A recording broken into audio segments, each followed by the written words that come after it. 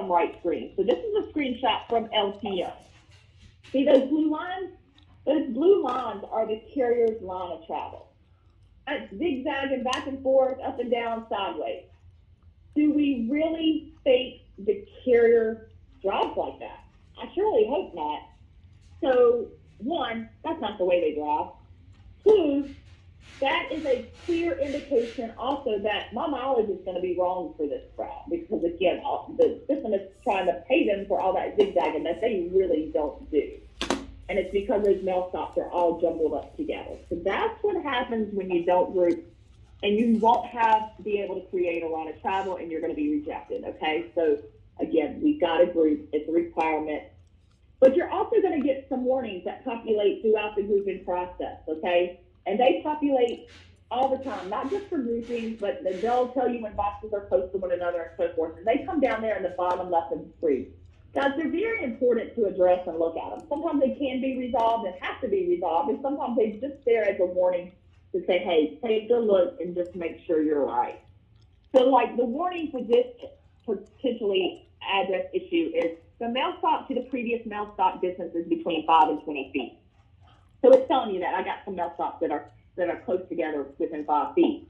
So I grouped them.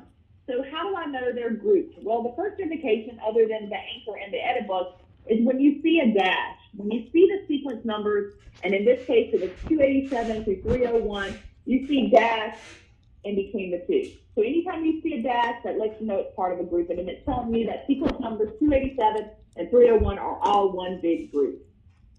So that's one group for mail stops, one group for mailboxes, and look at that line of travel. I think that probably is more accurate to what the carrier actually does.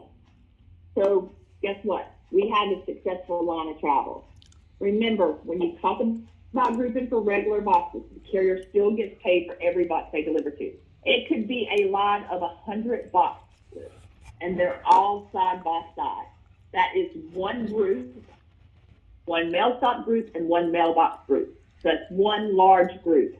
And the reason for this, guys, is that there is in direct compensation in the future, there is a different compensation for when boxes are close to one another versus when boxes are spread out a mile apart, okay? And then also it helps with that line of travel. That's an important piece as well.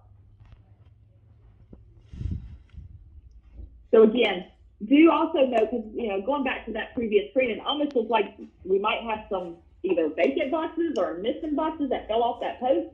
So you can include, and you should include, inactive addresses in your grouping.